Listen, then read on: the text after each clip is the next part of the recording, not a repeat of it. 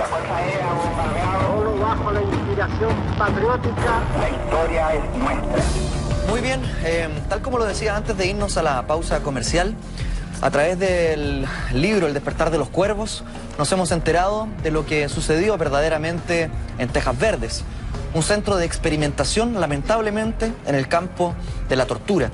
Las dos invitadas que vienen a continuación tuvieron una estadía en Tejas Verdes, una estadía sin duda inolvidable por todo lo que ya nosotros hemos conocido en conversaciones anteriores. Antes de presentarles a quién tendremos esta noche, me gustaría por favor que pongan atención a este video. Yo estaba en segundo medio, estaba empezando el segundo medio. Y ese día yo estaba en el liceo, y ¿quién me vino a buscar? Y se lo vienen a buscar los militares. Y yo apenas me veía, yo creo que pasé por aquí desde haber llegado a todos los soldados. Nunca pensamos que esto iba a ser tan terrible como fue. Y como niño no pensamos que iba a ser así. Porque aunque uno quiera olvidar, les queda a uno las caras, le quedan las voces. Salgo de aquí y me llevan a la fiscalía. Ese día me interroga el señor Contreras en persona. Sácate la ropa, Laucha.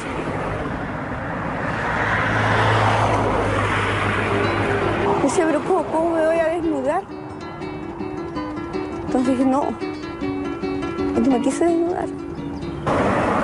Hay gente que se enoja y que dice, no, ellos fueron traidores porque te nombraron. No, porque hay que estar en el pellejo de esa persona, en los zapatos de esa persona. Cuando estoy en la tortura yo siempre he dicho una palabrita así, pero que involucra una cuestión, pero es inmensa, que no te lo alcancé a imaginar.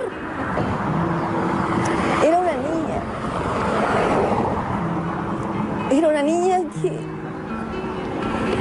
que quería solamente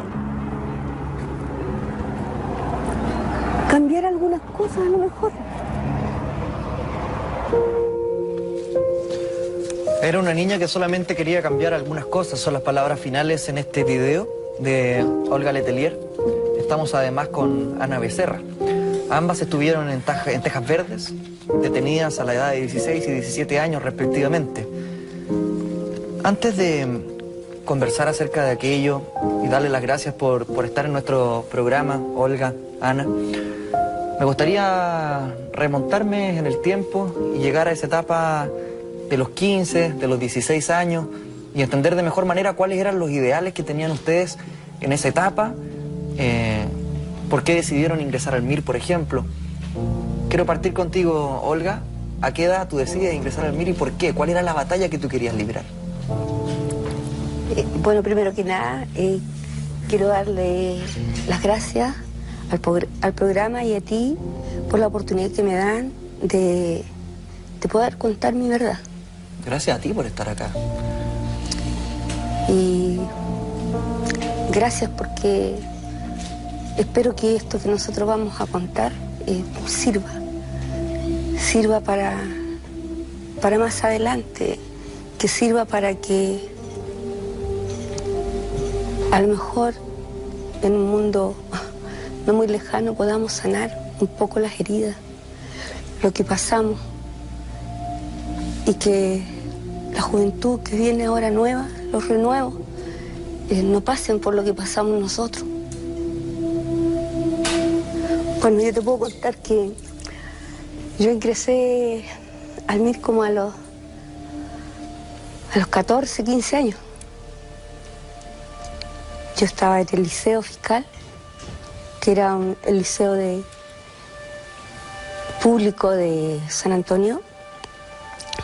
Y bueno, allá era como normal que, así como ahora en este tiempo están los punk, están los chicos que se ponen pierce y todo eso, era como normal que en el liceo se rigieran por el gobierno estudiantil. Era gobierno estudiantil, porque eran de diferentes partidos los que participábamos ahí. ¿Por qué entré al MIR? Porque un día cualquiera yo fui dirigente de mi curso, me tocó ser la elegida para estar en ese gobierno estudiantil. Y yo no tenía idea de política ni de nada. Pero tenía muchos amigos, muchas amigas, como joven. Y bien, un día voy escuchando, porque uno va escuchando los diferentes comentarios que se hacían ahí, y me gustó mucho eso de poder dar, de poder ayudar. Yo no tenía idea y no me cabía en la cabeza que había personas que no sabían escribir, no podía entenderlo. Y con la gente del MIR íbamos a alfabetizar. A lo mejor nos dicen, ah, pero ustedes alfabetizaban con el diario El Rebelde, que era lo que vendían. Pero bien, era lo que teníamos a mano. Y claro que a lo mejor sí lo hacíamos con eso. También formábamos un poco de conciencia a lo mejor con eso. Pero no era malo. Queríamos enseñar. Queríamos cambiar el mundo a lo mejor. Éramos jóvenes, niños idealistas. No queríamos algo malo, queríamos algo bueno, pero no se nos entendió. Yo, por más que he buscado, ¿por qué me tocó vivir eso? ¿Y por qué tanto ensañamiento? No lo podía encontrar. No hice nada malo. Solo quería ayudar. Y solo pensé diferente. Eso fue todo. Pensé diferente. Ana, ustedes se conocen en esa época, en los 15, 16, 17 años, me imagino con muchos ideales, y se forja una amistad que se mantiene hasta el día de hoy. ¿Qué recuerdos tienes tú de esa etapa? A Olga yo la conozco alrededor de 13, 14 años. Yo estudiaba en el colegio de monjas y en esos andares de la vida, cuando empiezo a acercarme al MIR y a lo que era el gobierno estudiantil del Liceo Fiscal, conozco a Olga. Y nuestra amistad se forjó en esos momentos, ya que Olga acostumbraba a quedarse en mi hogar cuando salíamos a distintas actividades. Pasó a ser parte de nuestra familia. Después la vida nos llevó a Tejas Verdes juntas. Y desde entonces hemos estado juntas. Puede que no nos veamos todos los días ni muy seguidos, pero sabemos que si una u otra pesca el teléfono y llama, el otro tiene que estar ahí, o sea, indiferente. Y eso ha sido en todo este proceso después de que estuvimos prisioneras, y ya a fines de los 80, a principios de los 90, cuando empezamos a recorrer el camino de la vicaría, del CERPAG, del FOSI, del ILA, del colegio médico, de los jueces, las distintas declaraciones de los jueces. Yo me acuerdo que Olga siempre llegaba y decía, me llamaron, y yo dije que tú sabías. Ya me van a llamar, así. Y siempre me decía lo mismo, llegaba y decía, me llamaron, pero yo dije que tú sabías. Olga, le digo, estoy cansada. No, me dice, tú sabías, sí que... Te toca hablar. Te toca hablar, claro. Y desde entonces nosotros hemos luchado para que se sepa la verdad, no la hemos callado nunca. denunciamos a Orvieto en el colegio médico hace muchos años, en los 90, pero no se nos escuchaba. O sea, sí tenemos todas nuestras declaraciones, pero entre cuatro paredes. O sea, las tienen los organismos, los tienen los jueces. Y con el libro El despertar de los cuervos de Javier Rebolledo, que fue un largo proceso, que primero conocimos a Javier, nos empezamos a conocer mutuamente, nos dio confianza para finalmente poder relatarle lo que nosotros vivimos y sentimos. Pero no ha sido fácil este camino. Entre el camino andado está la enfermedad de Olga, que a Olga después de la tortura le queda un tumor en el cerebro, en el sillón del cerebro, inoperable en Chile, que nosotros sabíamos que Olga se nos moría, y fue toda una lucha de hacer peñas, de juntar plata, de golpear puertas, de ir a hablar con presidentes, pero finalmente fue unos compañeros de Holanda que llevan a Olga para que se opere allá,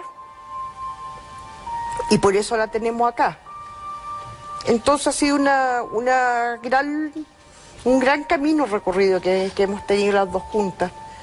Y hemos tenido la confianza de apoyarnos mutuamente, sobre todo en Tejas Verdes, cuando en nuestro peor periodo, digamos, podíamos cobijarnos la una en la otra. Tú me dices, Ana, a lo mejor no somos amigas de todos los días ni hablamos por teléfono, pero yo creo que lo que a ustedes les ha tocado vivir, de inmediato darme una amistad inquebrantable, y se nota hasta el día de hoy. Olga, estoy tratando de hacerme la idea de los 15 a los 16 años, tratando de pensar en qué estaba uno también a los 15 y los 16 años y en qué pensaba, y no logro imaginarme un pensamiento político tan bien concebido, ni una idea clara de lo que podría pasar en Chile los próximos 20 años. Cuando te toman detenida y cuando te llevan a Tejas Verdes, ¿en qué contexto estabas? ¿Cómo te detienen? ¿Qué pasó? Bien, fue un 12 de octubre. Lamentablemente nunca lo voy a poder olvidar porque se celebra.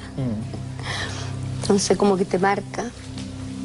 Y por lo general esos días siempre no estoy muy bien, porque aunque uno quiera olvidar, siempre te llega el recuerdo. Uno lo quiere dejar al fondo, pero no se puede. Yo estaba en el liceo, iba candidata al gobierno estudiantil por el MIR, y estaba yo fumando un cigarro, porque era una niña rebelde también, porque en el liceo, bueno, en ningún colegio no se puede fumar, pues no. Pero entonces me gustaba hacer las cosas que no se podían hacer, eso.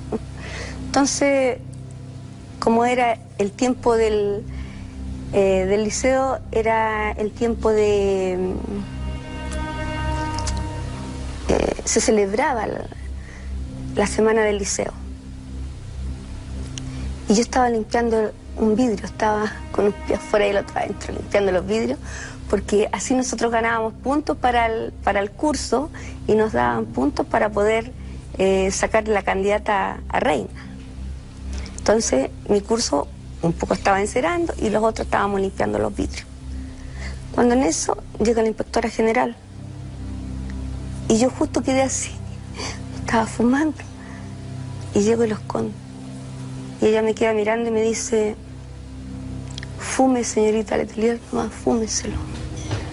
Y dije: oh, me pilló, ahora van a llamar a mi papá, dije yo, me van a suspender. Y bueno, como ya todo eso venía y yo nunca me tiro para atrás, seguí fumando.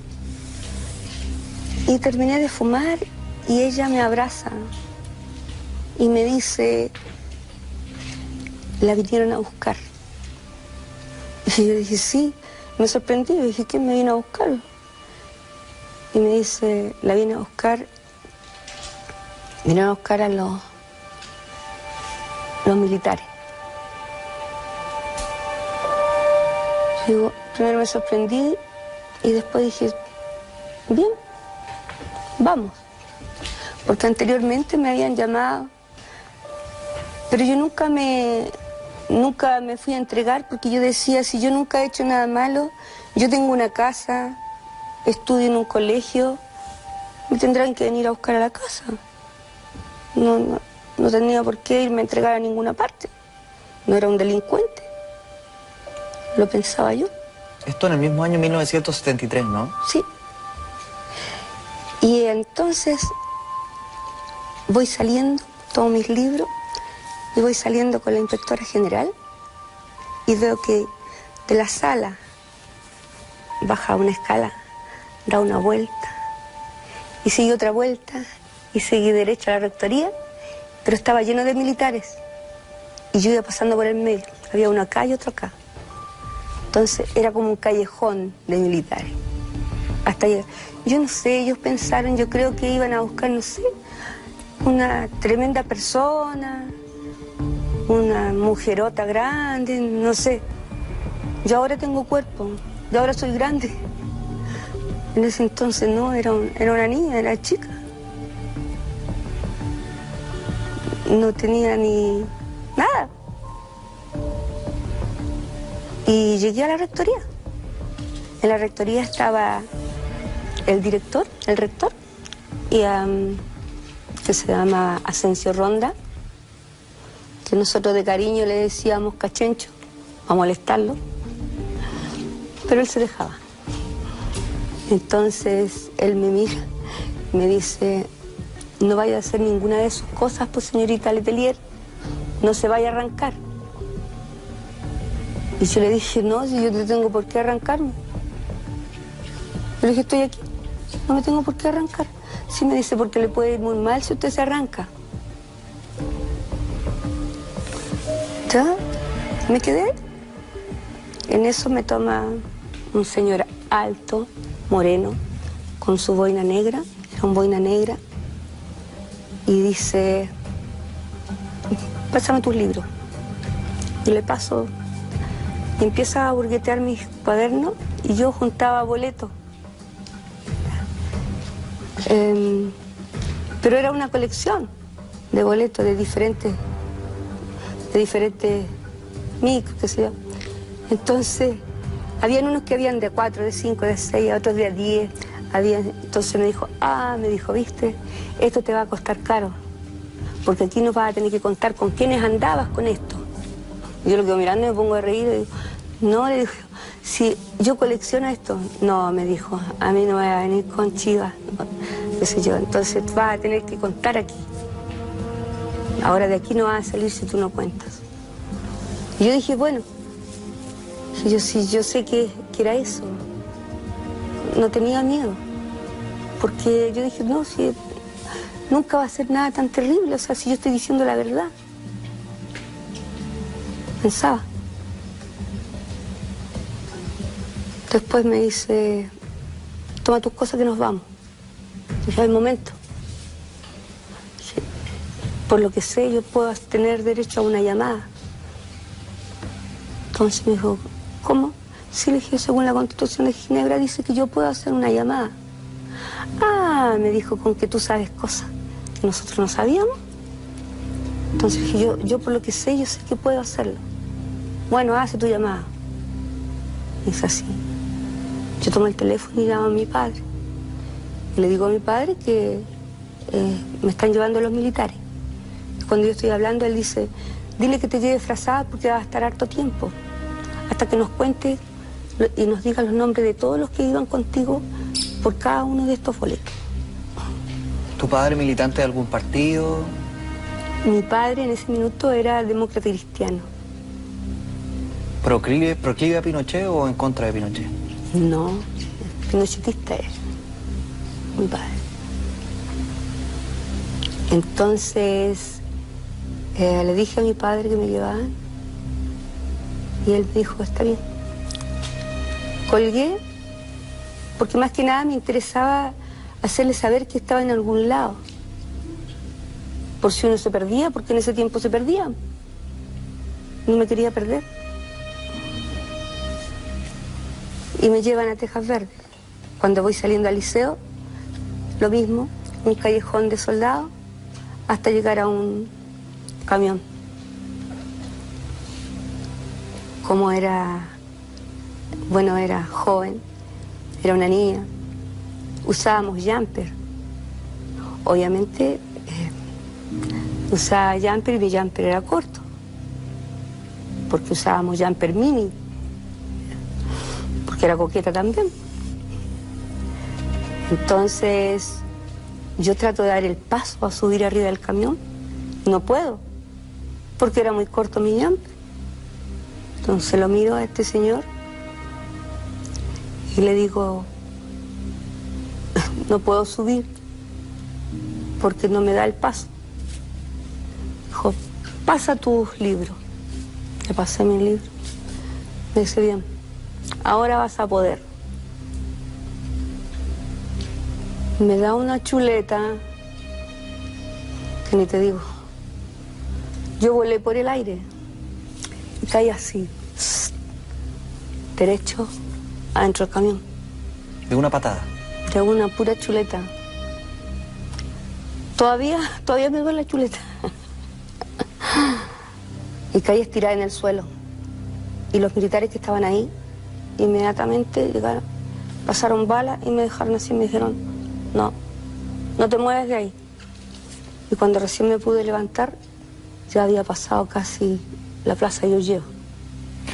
Olga, quiero hacer un alto en esta conversación porque vamos a llegar a un momento que es crucial, que es el momento en el que ingresa a Tejas Verdes. Quiero saber quién te recibe ahí y cuál es de inmediato el trato que te dan al momento de llegar a Tejas Verdes.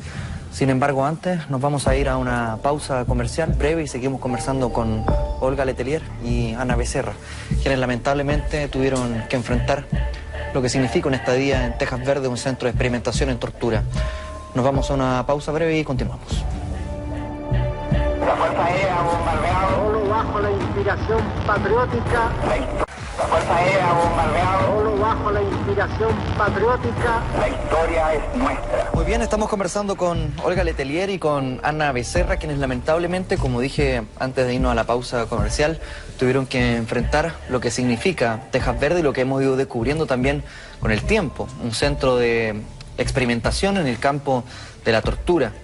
Detenidas por ser parte del MIR a temprana edad, cuando tenían 15, 16, 17 años, según sus propias palabras, por pensar distinto y por querer mejorar el mundo. Olga nos estaba relatando el momento en el que es detenida en su colegio.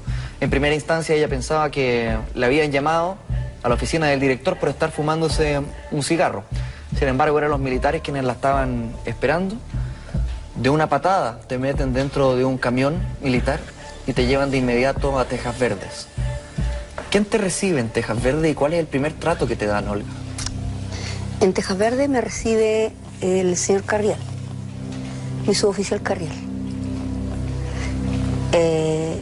Me toma los datos, mi nombre, mi carnet, te miden, te pesan. Y después de él, llena una hoja como una ficha. Y después de ahí me pasan, por lo general hablo en tercera persona, disculpa. Entonces nos pasan a otra carpa, porque llego en primera instancia a la primera carpa, después me pasan a la segunda carpa donde están las enfermeras. Las enfermeras preguntan si eres enferma de algo, si tienes alguna cosa, te revisan si tienes alguna seña por alguna marca, una cicatriz donde te puedan ubicar, qué sé yo, eso. ¿Y el primer interrogatorio, Olga, quién lo hace? El primer interrogatorio me lo hace el señor Contreras. ¿El mismo Manuel Contreras? Sí. ¿Qué te pregunta? Bueno, pasa la tarde, se estaba dando el rancho, yo como venía recién llegando me quedé sin rancho y como a las 2 de la tarde me llevan a la fiscalía, que le decíamos nosotros, porque ahí es donde te pegaban. Y subo a un segundo piso y me sientan en una silla, un sillón de madera, que tenía unos brazos donde te amarraban las manos y te amarraban las piernas acá. Y empiezan a preguntarme cómo me llamaba, dónde vivía, quién eran mis padres, con quiénes me juntaba. Entonces obviamente yo respondí, lo primero estaba todo bien, y después cuando empiezan a preguntarme por mis amigos, los nombres de mis amigos, y yo dije, la verdad que yo los nombres no me los sé porque nosotros actuamos siempre con un nombre chapa, yo me sé los nombres chapa, y eso es lo que le puedo dar, y eso es lo que yo les daba. ¿Ya? Que eso, dicho de paso, nos sirvió mucho como para que no cayeran más compañeros.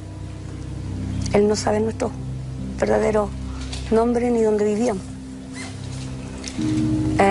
Entonces, me empieza a interrogar y de repente él como que se enoja porque no puede sacarme más de lo que quería él saber. Y yo estaba con mi blusa blanca y estaba abierta acá, y él saca su cuchillo, porque era algo filoso, el corvo tiene que haber sido, y me empezó a pinchar. Y cuando yo digo el corvo, porque me pinchaba algo así como algo filoso. ¿Tú estabas vendada? Yo estaba vendada y encapuchada. ¿Y por qué sé que era él?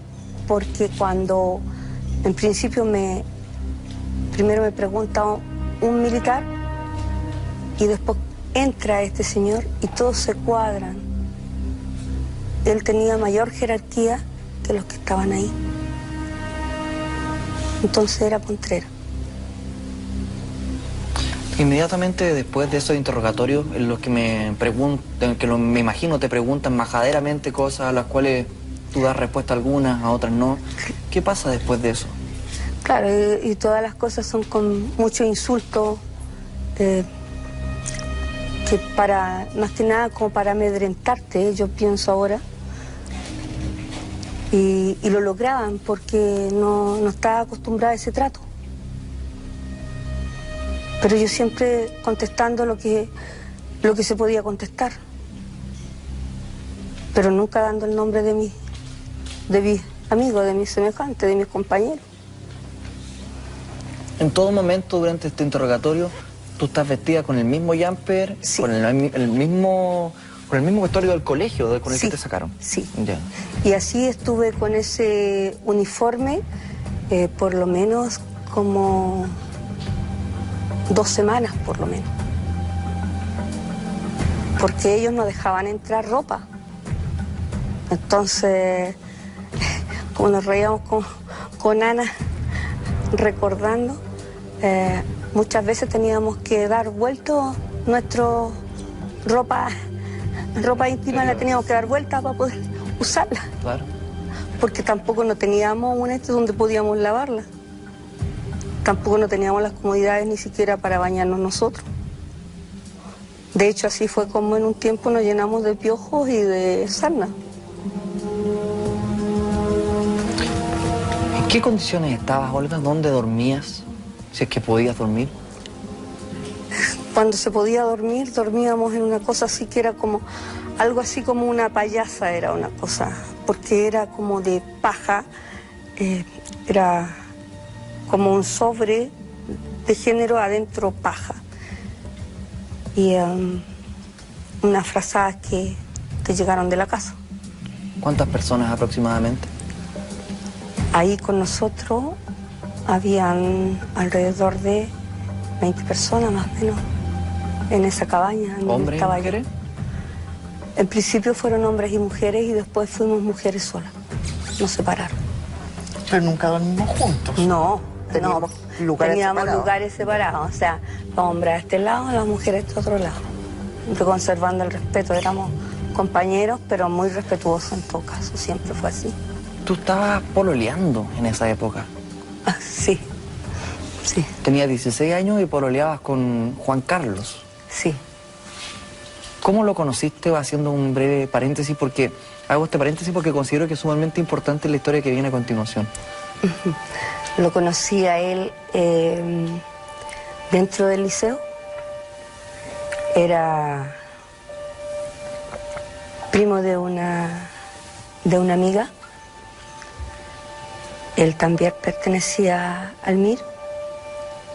Y era como, para mí era como muy especial, lo encontraba muy buen mozo. Él se parecía así, era como un Omar Sharif, porque era como moreno, alto, tenía su gran frente, sus grandes entradas. Era un tipo que era buen mozo, pero fuera de eso era como muy dulce, era muy bueno. Era un pololeo de 16 años, un pololeo de cartas, de tomas de mano. Un pololeo de estos de niños, ¿no? Donde no había maldad, donde no había... todo era bonito. Era esos pololeos antiguos en donde tú salías así como harto, te tomabas la mano y así como mucho que el beso así, como robado piquito, más como que le nada, dicen. claro. Tú llegaste a Tejas Verdes y lo viste él, ahí. La verdad que cuando yo estaba afuera, yo sabía que en algún minuto yo iba a entrar, como me buscaban, yo sabía que en algún minuto yo iba a estar ahí. Y eso es lo que me daba a mí la fuerza de saber que estaba él, y de saber que estaba Ana, de saber que estaba María de la Bacherini, de saber que estaba Carmen, de saber que estaban prácticamente todos nuestros amigos. Eso me imagino les dio Estaban algo los de tranquilidad profesores, también a ustedes, saber claro, que estaba la una y la otra, que estaba tu pololo en ese caso. y estaban nuestros profesores también. Entonces, los que estábamos ahí éramos como todos conocidos. Entonces, eso no te daba, no me asustaba el estar adentro. ¿Cuándo te empezaste a asustar entonces? En serio me empecé a asustar con la primera tortura. Cuando empezaron el sácate la ropa laucha, yo jamás me había sacado la ropa delante de nadie. En mi casa es muy católico, mis padres eran separados, ellos se separaron cuando yo era muy niña, tenía como 4 o 5 años, cuando ellos a lo mejor tenía menos, cuando ellos se separaron. Pero no porque estaban separados, teníamos una buena formación, católico. Somos tan católicos que tengo una hermana que es monja en este minuto.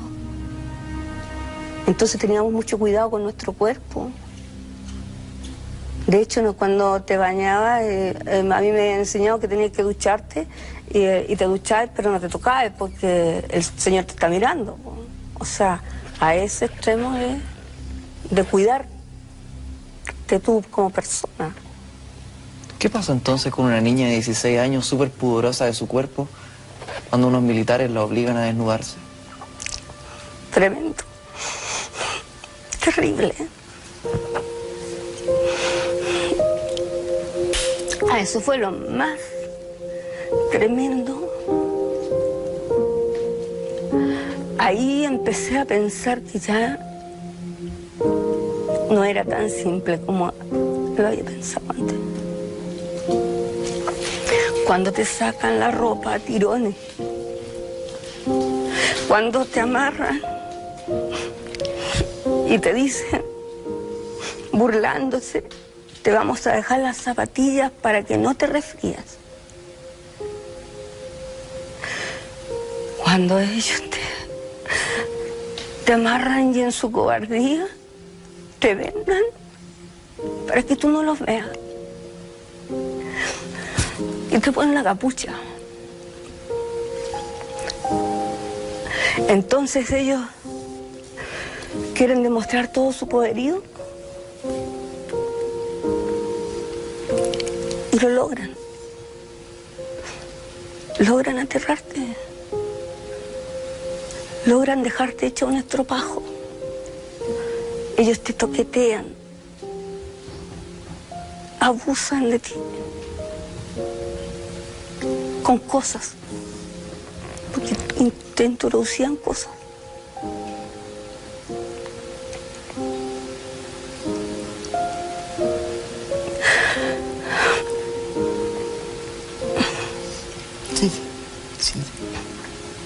Sí. Cuéntalo, Olga, cuéntalo.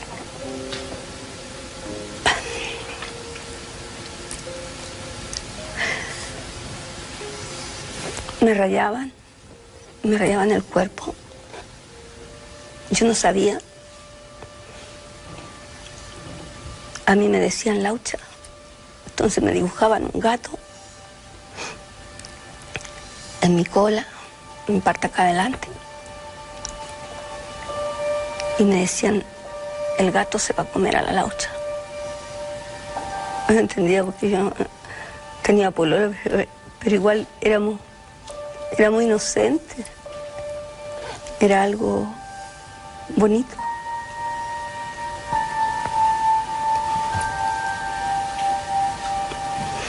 Ellos mataron todo eso.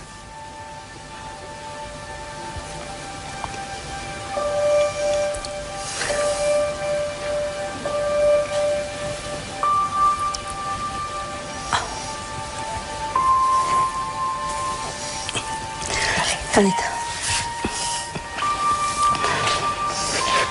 Olga, una niña de 16 años, muy pudorosa su cuerpo, con un pololeo muy inocente, como lo acabas de relatar. El hecho ya de sacarte la ropa me parece un vejamen.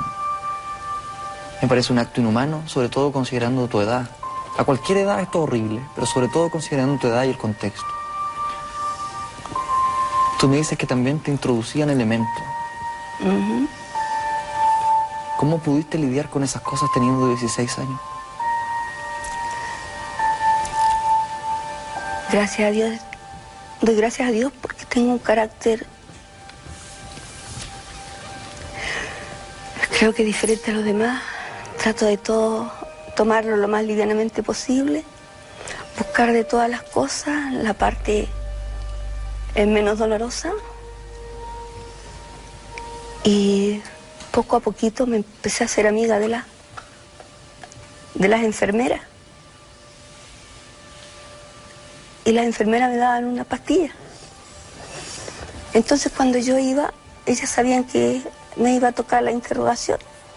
Me daban una pastilla. Yo me la tenía que tomar antes de irme para que hiciera su efecto y yo pudiera estar tranquila. Ahora supe que se llama diazepam. Entonces yo un día guardé la pastilla, no me la tomé al tiro. Y me tomo la pastilla cuando estoy arriba de la camioneta, cuando me van a sacar, a eso de las 2 de la mañana. Y claro, hizo su efecto en medio del interrogatorio. Y de ahí nunca más nos dieron pastillas porque se supo que ellas no me daban pastillas.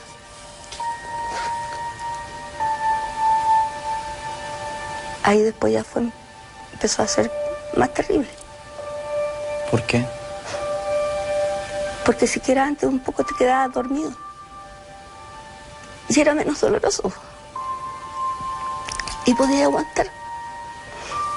Como después ya no tenía la pastilla, aprendí que si tú gritabas con fuerza, también te dolía menos. Y eso hacía para poder aguantar. Gritaba con fuerza. Quería escuchar de repente, quería que me escuchara el grito que estaba arriba en el cerro. Que dicho sea de paso, yo creo que jamás había escuchado tantos garabatos míos. Y tan enojada que yo estaba. Olga, infiero según lo que me has contado, y disculpa que entre en este tema, pero considero que es sumamente importante. Me imagino que al momento de ingresar a Tejas Verdes eras virgen. Sí. Y tú perdiste tu virginidad en manos de militares abusivos. Así fue. ¿Qué significa eso para una mujer? Terrible. Porque te quitaron todo. Tu sueño. Lo más preciado que uno tiene. para poder regalar. Te quitaron todo, ya no te podían quitar nada más. ¿Estos abusos eran reiterados, Olga, o fue solo en esa ocasión? No, fue reiterado. En otra ocasión no fue uno, fueron varios. Yo conté como 7. Yo después me desmayé. Y yo gritaba. Y después cuando llego al campo y cierro los ojos y dije, este es el capitán Jara. Y voy y me acerco a él y le digo, capitán, usted estaba ese día que me interrogaron. ¿Pero de quién estaba hablando Laucha? Sí, usted estaba ahí, porque yo lo escuché. Y me dijo, no, me dijo, a ver, ¿de qué me estás hablando? Le dije, hace 2 días atrás, porque había muchos soldados y me violaron. Me dijo, nunca lo vayas a repetir porque eso siempre será negado. ¿Quién te va a creer? Nadie te creerá.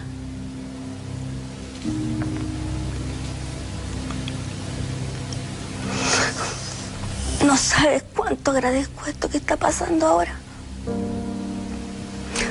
Cuántas gracias le doy a Javier por hacer este libro. Javier Rebolledo.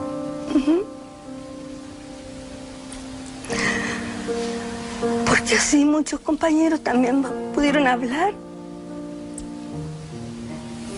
Y ya no soy como de segunda clase. Soy una persona más de Chile, una chilena más como todo el mundo. Por fin me pueden creer que fue verdad, que pasó. ¿Cuántos meses estuviste en Tejas Verde? Entré en octubre y salí en febrero, a fines de febrero. 4 meses sometida a tortura. Sí. Por lo menos día por medio. Me hablaste de violaciones, de abuso sexual.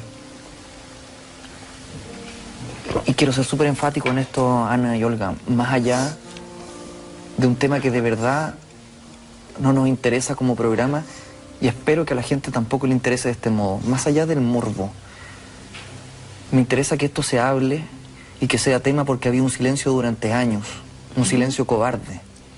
Me interesa que esto salga a la luz para que no se vuelva a repetir en este país. ¿Qué otro tipo de torturas tuviste que enfrentar? Corriente, en los pechos, en los genitales. Me amarraban a una camilla. Había un foco grande que era como de sala de operación. Yo lo vi porque te vendaban, te ponían una capucha, pero yo soplaba porque te acaloraba y ese hedor que emanaba de esa capucha sucia que te colocaban, porque el anterior también había sido abusado, vejado, pegado, tenía los vómitos del otro, tenía la sangre del otro. Entonces yo trataba de respirar y soplaba y se levanta la capucha.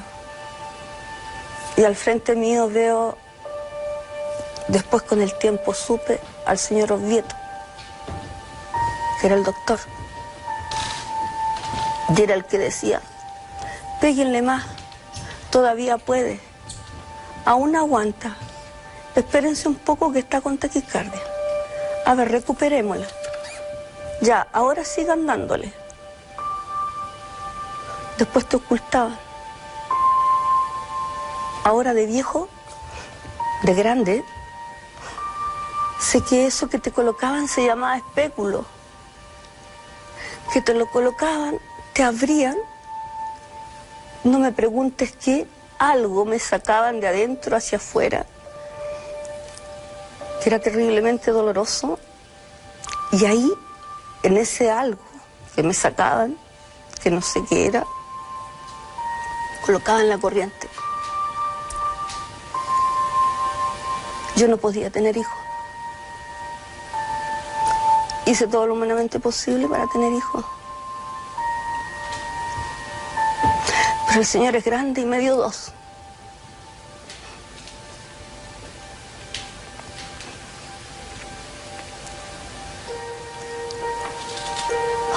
En el informe Valeg y en el informe Rettig se ha hablado de violaciones ocupando animales como ratas o perros.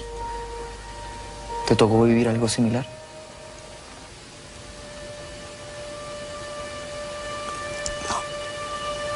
No recuerdo. Pero eran las cosas duras como fierros, como palos, eran cosas rígidas. Era por la vagina y por el ano.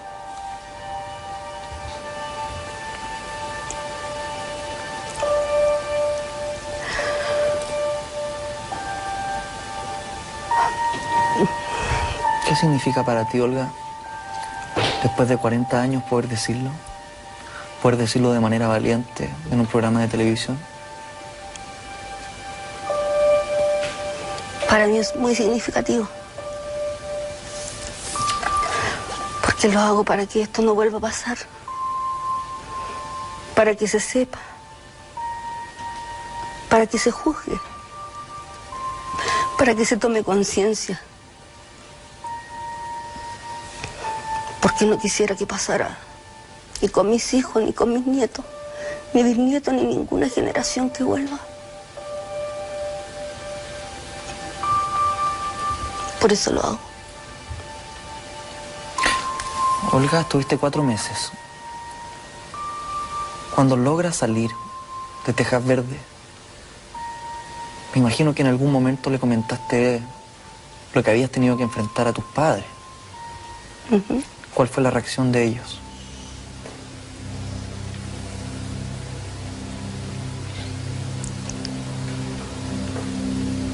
Se lo comenté a mi papá.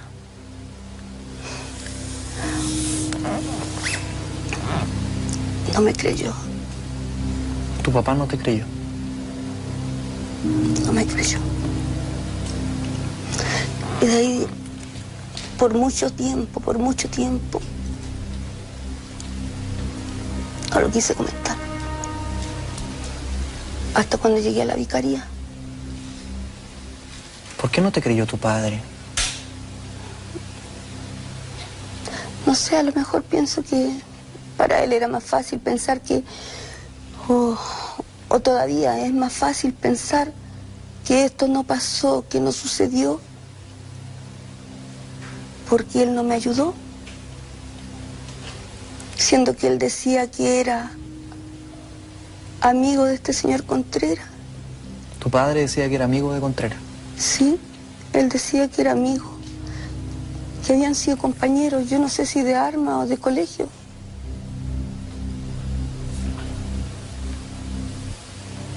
Yo pienso que él se negó a eso. Por eso él todavía lo niega, él dice que esto no pasó. Yo llegué de Holanda con la operación que me hice en el cerebro, que fue producto de la tortura. Tenía un tumor cerebral en el parietal derecho, en el fondo del sillón central.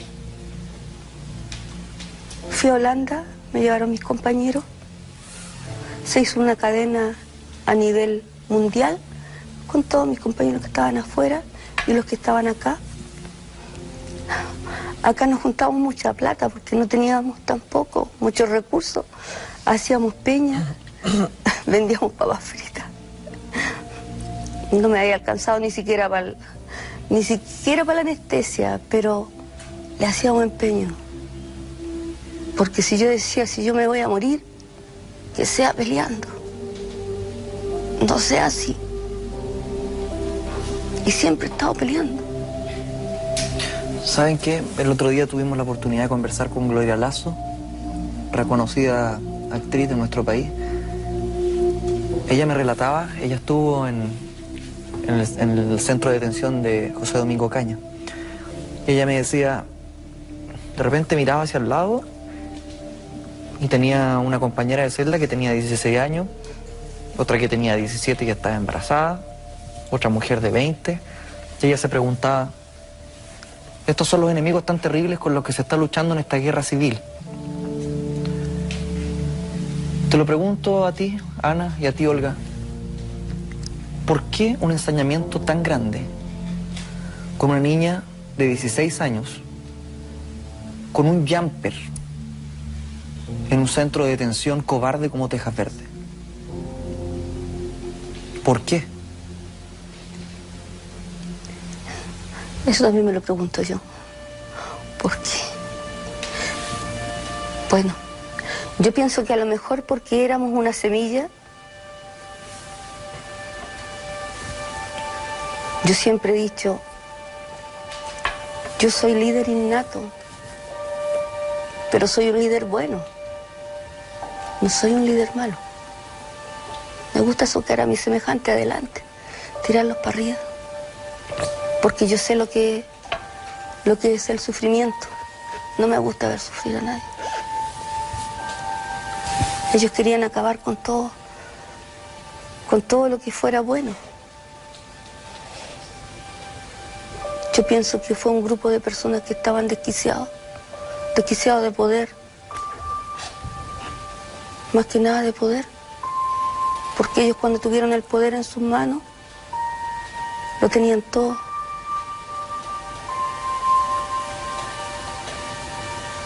Ana, yo sé que no te gusta mucho hablar sobre determinados temas, así que si no me quieres contestar no hay problema alguno. Pero tú estabas embarazada cuando fuiste detenida en Tejas Verde. Sí. ¿Cuántos meses o semanas de embarazo tenías? 3 meses de embarazo. La pregunta que te voy a hacer ahora va a parecer un poco irrisoria en virtud de todo lo que hemos conversado, pero ¿no hubo un poco de piedad al momento de torturas por el hecho de estar embarazada? Es que estas personas nunca conocieron la piedad. Ellos no sabían lo que era esa palabra. O sea, yo no era la única, ni fui la única de las mujeres. Porque nosotros éramos unos conejillos de India. Entonces el hecho de que yo estuviera embarazada era bastante interesante para ellos ver hasta dónde yo podía resistir y no abortar. Hasta dónde daba mi cuerpo o hasta dónde da el cuerpo de una mujer que estás embarazada. Entonces ellos no tuvieron ningún miramiento, no tuvieron piedad. No tuvieron ningún tipo de piedad, o sea, a ellos les daba lo mismo. ¿Pero las torturas a las que te sometían eran iguales a una mujer no embarazada? Sí, lo mismo, era lo mismo, o sea... ¿También te aplicaron electricidad? La electricidad, los golpes, las violaciones, los vejámenes, los garabatos, las patadas. No hubo ninguna diferencia, porque ellos estaban experimentando. O sea, no olvidemos que ellos tenían su escuela ahí de torturadores en la Roca de Santo Domingo y que iban a tomar clases presenciales y experimentales al casino, abajo, al subterráneo del casino. Entonces ellos tenían que probar hasta donde nosotros dábamos. Y Orvieto estaba ahí al lado dando las órdenes.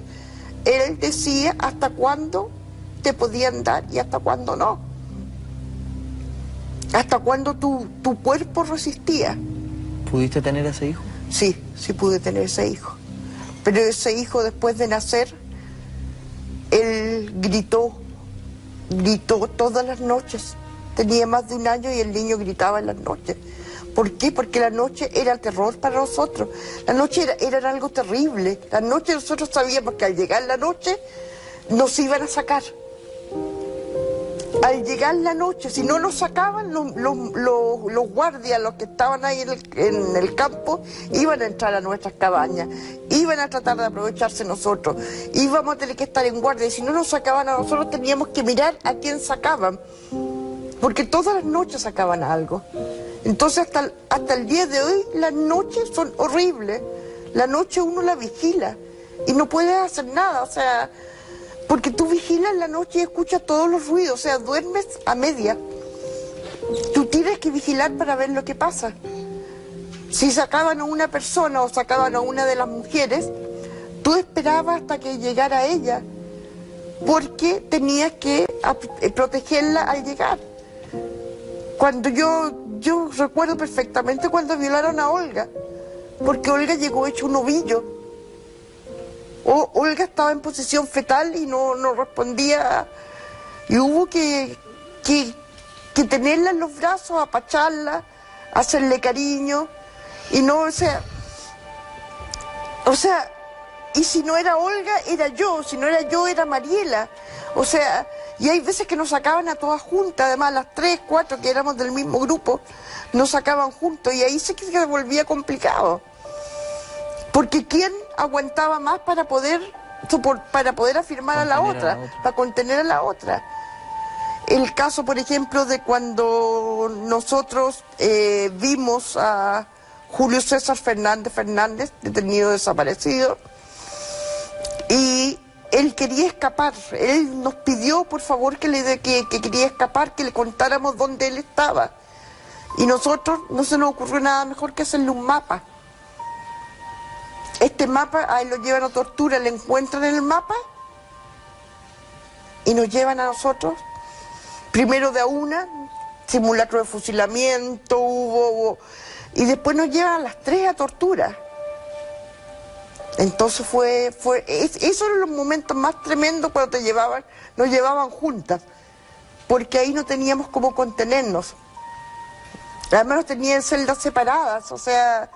No teníamos ninguna posibilidad, porque cuando tú llegabas al casino te tiraban acá a una separado, o sea, no nos tiraban juntas, nos separaban. Y tú oías cuando estaban torturando al otro, tú oías los gritos de dolor, los gritos de terror, las clemencias. Tú oías en la música que ellos ponían música para torturarte. Por ejemplo, hasta el día de hoy, Olga no puede escuchar un tango, o sea, cuando llega a algún lado y hay tango, yo trato de que lo apaguen, porque yo sé que no lo puede escuchar, a la Olga la torturaban con tango. Tú escuchabas la gente que estaba arriba del casino y tú gritabas, pero no sacabas nada, o sea, no había quien te escuchara. Y los tipos estaban experimentando contigo. Decían dale, no le des tanto, se fue, como decía Olga, recuperémoslo, y así pasaban las noches y pasaban las noches y pasaba el tiempo y no tenías descanso, porque si no estabas en tortura estabas vigilando tu cabaña para tratar de que ahí mismo tampoco no pasara nada, porque los militares ellos entraban cuando querían a nuestras cabañas, nos manoseaban cuando querían, no siendo tortura, los que estaban de guardia. El día de hoy, el exdirector de la DINA, Manuel Contreras, dio una entrevista en CNN, en la cual decía que nunca hubo torturas, o que nunca dio una orden de tortura.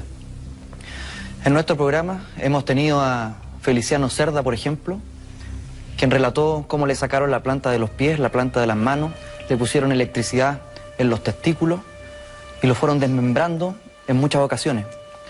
Tenemos el testimonio de dos mujeres valientes que fueron violentadas sexualmente, que fueron abusadas. El caso de Olga, que lamentablemente perdió la virginidad en manos de militares inescrupulosos. Esto va más allá de los colores políticos. Esto va más allá de la izquierda o de la derecha. ¿Hasta cuándo? ¿Hasta cuándo hay un sector de esta sociedad que cree que en este sillón y en muchos otros se sienta gente a inventar historia o a repetir un manual supuestamente que tenía la izquierda, un manual de guerrilla, inventando este tipo de vejámenes? ¿En qué mente puede caber la idea de que estas torturas fueron inventadas por personas que después de 40 años de tener que decírselo a sus familiares y tener que enfrentarlo en cámaras de televisión, están mintiendo. ¿Hasta cuándo? Para sanar las heridas y para buscar esa tan manoseada reconciliación, lo primero es sacar las costras y empezar a saber dónde están las infecciones. No se puede seguir diciendo que en este país no ha habido tortura con los relatos que hemos escuchado. No se puede. Olga, Ana, quiero agradecerle su testimonio. Es imposible no emocionarse con esto. Yo siempre lo he dicho en el programa. En la escuela de periodismo te forman siempre lejano a las historias, uno escuchando, siendo lo más objetivo posible. Y la verdad me lo he puesto en el bolsillo. No me interesa ser objetivo cuando hay temas humanos sobre la mesa y cuando hay emociones. No me interesa. La gente puede hacer un juicio, puede decirme que soy facho, puede decirme que soy mirista, digan lo que quieran. Yo creo que encima de la mesa están temas humanos y están las emociones. Y eso no se puede desconocer después de 40 años. No más, por favor, no sigamos negando nuestra propia historia y hagámonos cargo. Gracias por estar acá, gracias por su valiente testimonio y por su relato. Y espero de verdad que estos dolores se vayan disipando conforme avanza el tiempo. Olga, ¿algo más me quieres decir? Sí, quiero decirle a la audiencia en este minuto que mañana día 11, como todos los 11, vamos a ir al puente, pero como tú bien decías, no es político. He peleado toda la vida por esto desde que se empezó, desde el primer inicio que fuimos al puente.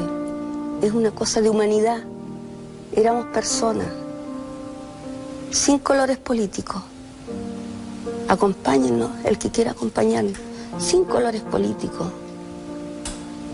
Somos personas, somos humanos, es de humanidad. Eso lo hacemos todos los 11 a las 12 del día. Vamos al puente y tiramos flores y nos acordamos de todos los compañeros que pasaron por ahí, que los mataron. Nombramos a cada uno de ellos para que estén siempre con nosotros. También les invito para mañana, esto es como, los invito para que vayan al lanzamiento del libro, que va a ser a las 7 de la tarde, en el Cultural Nuevo de Barrancas, en donde se va a lanzar el libro de Javier Rebolledo, El despertar de los cuervos. Y quiero darle gracias a todo lo que nos escuchó y quiero pedir a Dios que esto nunca más vuelva a pasar. Y creo que por eso es importante la conversación que acabamos de tener, para que esto nunca más vuelva a pasar. Ana, Olga, muchas gracias, de verdad. ¿Puedo decir algo? Por favor. En estos días hemos vivido todas las frases de la distinta gente que está pidiendo perdón. Yo digo, no puede haber perdón antes de que se esclarezcan los hechos, antes que haya justicia. Nosotros podremos a lo mejor perdonar el día que tengamos nuestros muertos y podamos ir a verlos y a dejarle una flor. Mientras no aparezcan nuestros muertos, no puede haber perdón. El perdón necesita justicia. Y en este país no ha habido justicia. Los violadores de derechos humanos aún se pasean por Chile, por nuestro pueblo. Nosotros los vemos pasearse. Y ellos no han tenido que pagar nada.